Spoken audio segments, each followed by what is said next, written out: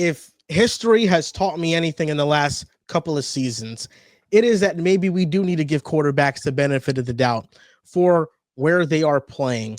Sam Darnold revitalizes his career with the Vikings. Russell Wilson goes from the Broncos to the Steelers, and he's playing some good football. Baker Mayfield, we thought was dead in the water, and now he's playing amazing football with the Buccaneers. Kirk Cousins, I don't think he's great. I don't think he's washed. I still think he's a good quarterback, and I think that injury is affecting him more than we think, because if you look at the play type that Kirk loves doing the most is play action. That's what he is. A play action quarterback. You got to have a good run game. You got to throw shots down the field or in the intermediate areas. This season, 13.6% of his dropbacks are in play action. Last year, before he got hurt, he was in a conversation for MVP numbers wise before he got hurt. And 31.1% of his dropbacks were in play action. That's a big difference. And that's going to hinder his level of play. Now, my question is, are the Falcons not running play action because that's Zach Robinson's offense? I doubt it, because he comes from the Sean McVay tree and that's their bread and butter. Or is it because right now Kirk feels uncomfortable moving around? I think that's the more likely scenario. And I could see a year from now that mobility becoming better for him, because right now a lot of his throws are all arm throws. He's really not stepping up into them. And when you already have limited arm talent, if you're throwing without your base, those footballs are going to die on you. And also, I just think this is kind of like the death of pocket passers, because when you're a pocket passer, there's so much to account in each given play. You have to usually get the ball out within 2.5 seconds. You have to have the offensive line protect well, routes develop down the field.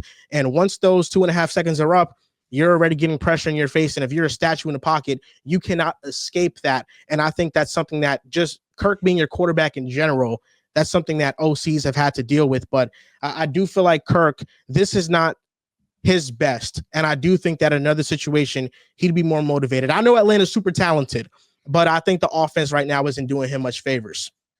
It's tough for me to see it, because Kirk Cousins right now is 36 years old. He's going to be 37 before week 1 of next year. And Joel, while you're right, Sam Darnold, Baker Mayfield, Bryce Young, even, you can make the argument that we as analysts, whatever you want to call us, fans, typically write guys off too soon, right? Especially they have a bad couple of years. We label them as bust and all of this. And I think that's fair. This situation is different to me. This is a 36-year-old quarterback coming off a torn Achilles. Even at Kirk Cousins' prime, right? Like you said it, MVP last season. Is anyone putting Kirk Cousins in top 10 conversations, like legitimately thinking he's a top 10 quarterback in the NFL? I think for the most part, we had him as like 12th, 13th best quarterback for a majority of his career. When he was at his peak, he was always in that conversation. I feel like him and Dak were kind of, in that tier of like 10 to 14 for most of their prime years. But now we're talking about him a couple years removed from that. Going to next year, we're talking about, 2 to 3 years removed from that. So if his peak was already like the 12th best quarterback, and now he's multiple years older, coming off a torn Achilles, what's the best he's going to be? The 18th, 19th, 20th best quarterback at his absolute best? That's a major upgrade, though, from like Mason Rudolph. Go to that makes you think somewhere's going to be perfect. Like, I think Kirk would be way better than Deshaun Watson and Jameis Winston in Cleveland. I know Jameis has those highs, but his turnovers are just major problems. I think he's a major upgrade over Tommy DeVito and what the Giants have going on. I think he's a major upgrade over Mason Rudolph, Will Levis. If Aaron Rodgers decides to just randomly retire, the Jets have no option. He's not an upgrade over Rodgers. He's not an upgrade over Rodgers, but he's an upgrade over anybody else on the market besides Sam Darnold. Him and Tyrod Taylor, I don't know. What? I really think that's close. Joel, why are you saying that? Because I've watched Kirk Cousins play football this year. This year has not been good. Obviously, no one's going to sit here and lie to you and tell you he has been. But you're not going to give him the benefit of the doubt that he's just not himself this year?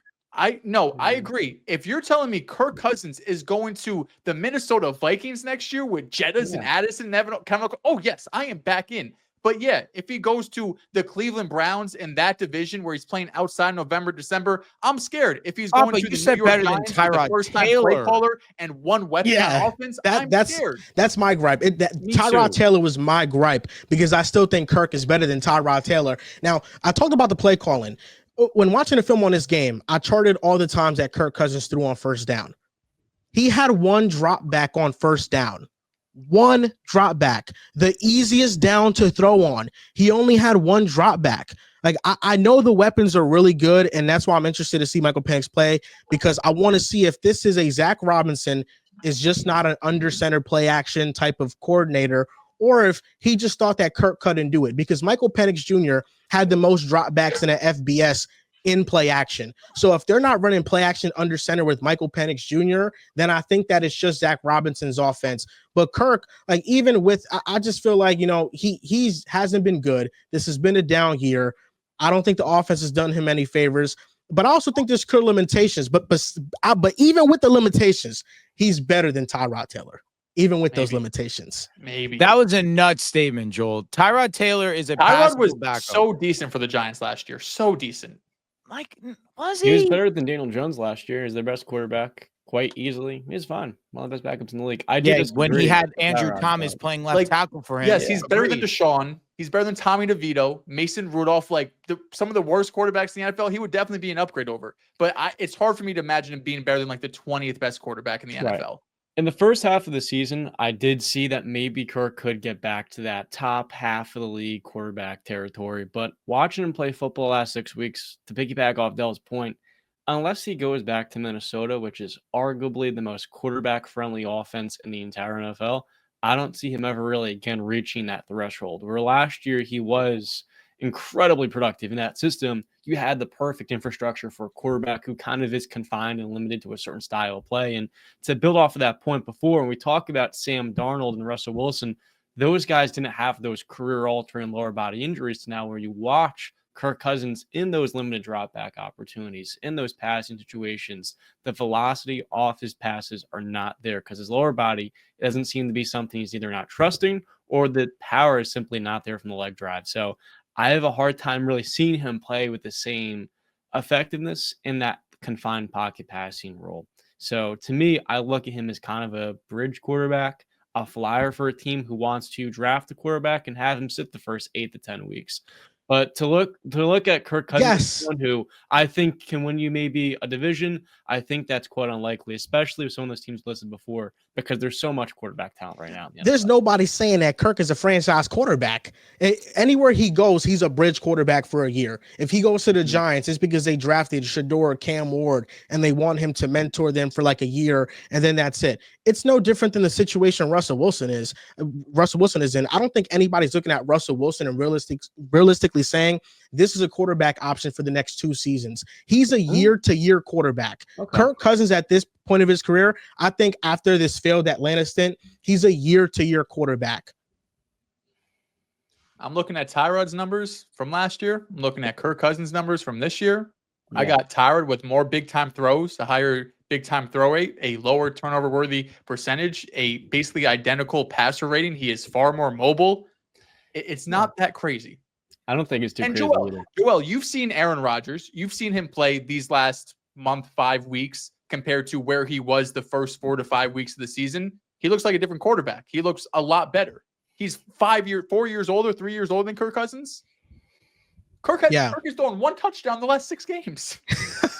Like, he's been bad. He's been awful. I'm not saying that Kirk hasn't been awful. I know that he has been awful. I understand that. I just need some more data points. I need to see how Michael Penix comes in and runs this offense. If he runs it at a very high level, it's a huge indictment on Kirk Cousins. But if he runs it and it looks sloppy, maybe Kirk wasn't the biggest problem in all of this.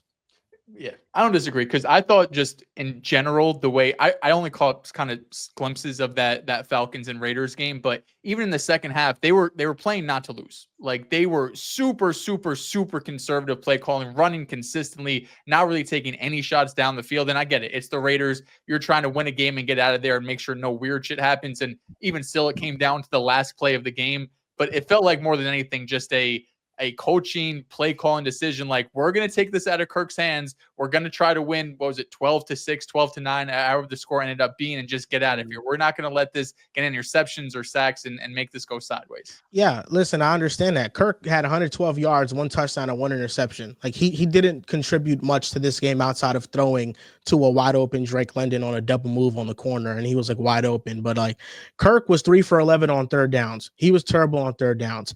But I do think the injury is affecting him in a major way. I will also say I am extremely excited to watch Michael Penix in his debut versus the Giants. I mean, truthfully, is there a better game for you to make your debut against one of the bottom feeders? I'm already going in with the mindset, spoiler, I'm taking the Falcons to win this game, but I'm super excited to see if they actually allow him, one, to like Joel mentioned, drop back in play action, air the ball out to Mooney and or Drake London. You know Drake London's still the alpha there. But I saw someone mention this, and it's the truth. This is Kyle Pitts' last chance. This is literally it. If you don't have success with Penix, it's time to move on. You don't even think about it. In this game versus the Giants are actually sneakily very good versus the tight end. So I will give them I'll give him the benefit of the doubt if he doesn't have a great or a good game in this one. But we need to see some level of connection with him. I'm really excited to see how this pass offense looks. I'm excited to see if they'll get Bijan involved in the passing game as well. Obviously, we know that he is one of the better receiving backs, even though he's not as utilized in that fashion as maybe we think that he possibly should be. But Bijan's been great, but I'm excited to see how this pass offense looks against a very depleted New York Giants team. If there was ever a chance for his debut to go at an A+ level to justify the number 8 overall pick, it is this Sunday versus the Giants, but I'm super excited to see him ball out. The Falcons have such an easy schedule. They play the Giants, they play the Commanders, which that's a tough game, and then they play the Panthers. If the Falcons win out, they have a 90% chance of making the playoffs by either winning the division, or if they beat the Commanders, that could decide the last wild card spot. I think that the Falcons started Michael Penix Jr., one, because Kirk was giving them nothing at the position. Right now, he was a liability. They already made the decision to move on from Kirk next season. I 100% believe that. We all know that based on how Kirk has been playing. This is Michael Penix Jr.'s chance in these last 3 games to lead the Falcons to the playoffs and to see what he has.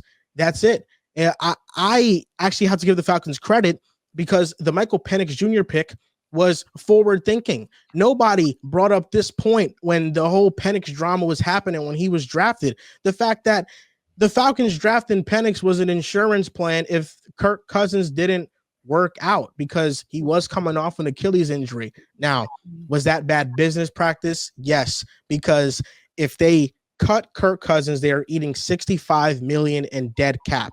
If they trade him, the team that they trade him to has to take on $27.5 million, and they have to still eat up $37.5 million. Getting somebody to pay Kirk $27.5 million with what he's shown us, they're probably going to end up cutting him, and that's going to mess up some of the money that they could have used if they just drafted Penix and not signed Kirk. But I'm excited to see Penix. You know, he has a big-time arm. He's a quarterback that can fit this system ideally. Drake London is going to get a lot of shots down the field. Darnell Mooney has been really good. And Kyle Pitts can be kind of like that possession receiver in a similar fashion that Jalen Polk was for them at Washington. So I think Penix should thrive. I'm expecting him to do that, and he has a chance to lead the Falcons to the playoffs. Yeah, I think the only way they get off that contract potentially is if they can attach a pick to it, like Broncos did it with Brock Osweiler, years and years back. Or the Texans did it with Brock Osweiler. So like maybe, and honestly, for that much money, it might have to be, it's probably a day 2 pick. It's probably a 2nd round pick or maybe 3rd round pick. Like the Giants, for example, who know they're in a total rebuild. There's a decent chance GM and coach is fired at minimum. Sounds like Dable is out the door. Well, they say, sure, we'll take on Kirk's $27 million. We have a bunch of cap space. Give us an extra draft pick. That's really the only way I see them moving off it, where they don't have to take the full $60 million.